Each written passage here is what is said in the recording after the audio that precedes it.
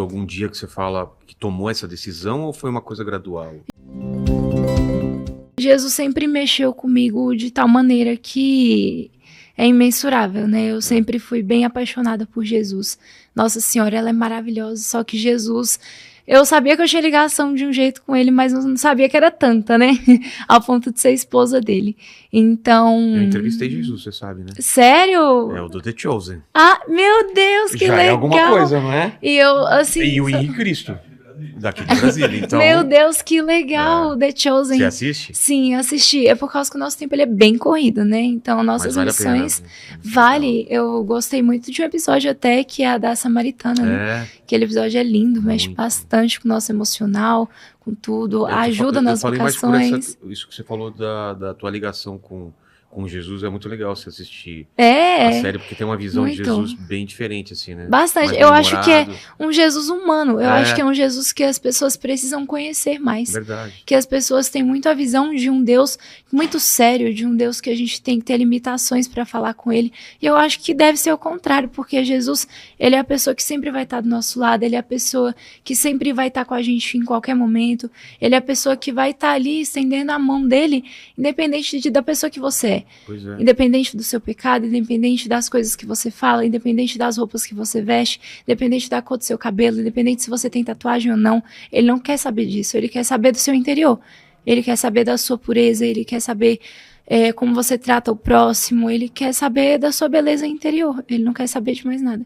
Ele só quer saber disso. Então, acho que as pessoas precisam conhecer um pouco mais desse Deus mais amigo, mais próximo. Eu acho que as pessoas têm uma visão muito, como é que eu posso dizer? Muito séria de Deus, superficial. Muito. Mas a gente tá falando isso porque eu te perguntei se teve algum dia, algum momento que você possa lembrar de uma presença ou de um momento que mudou tua vida em relação a isso. Na paróquia São Jorge de Santo Expedito, né, eu frequento muitas missas do Padre Ribamar. Então, nas homilias dele eu me sentia muito tocada, principalmente no momento da consagração. Então, aquele momento para mim era um momento que eu desabafava mesmo com Deus, que eu chorava, que eu sorria, que eu falava das minhas tristezas, que eu falava o que eu estava sentindo.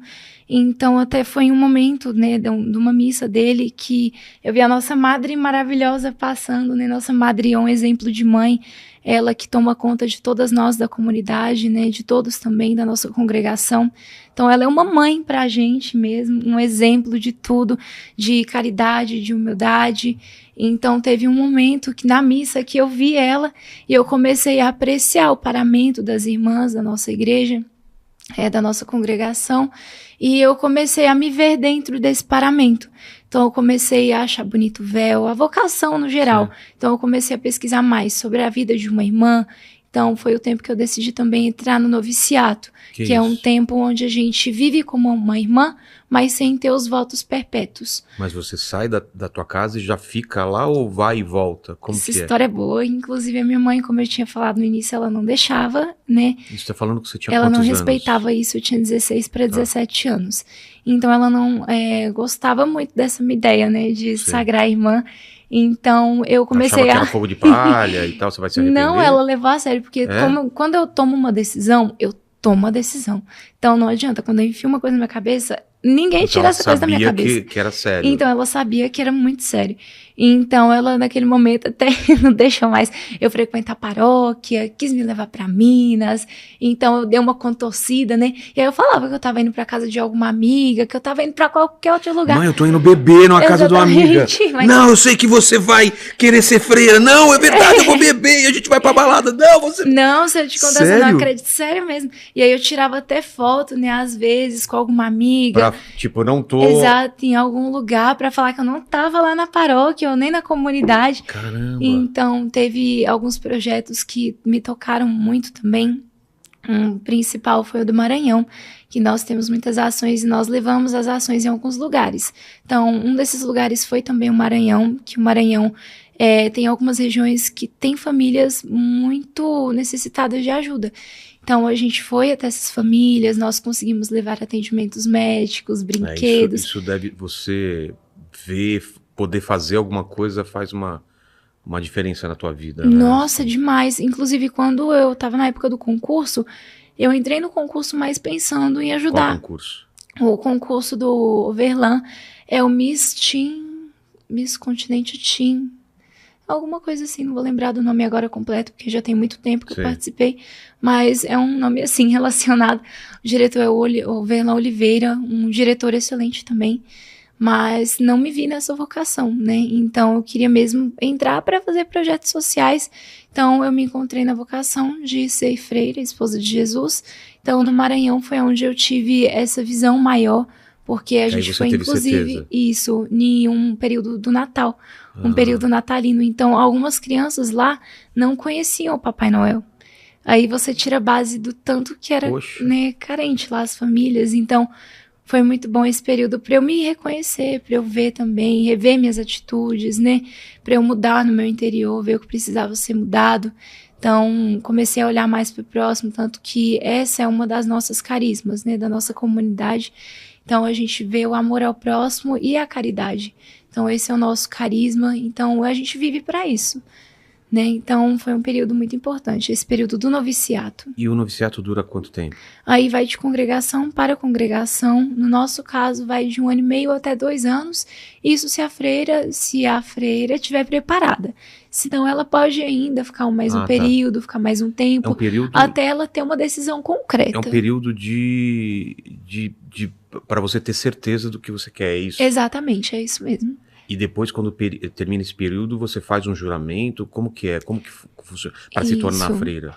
Os nossos votos, eles são um juramento para Jesus e para Nossa Senhora. Então, quando a gente entra para fazer os nossos votos, já tem que ser uma coisa certa.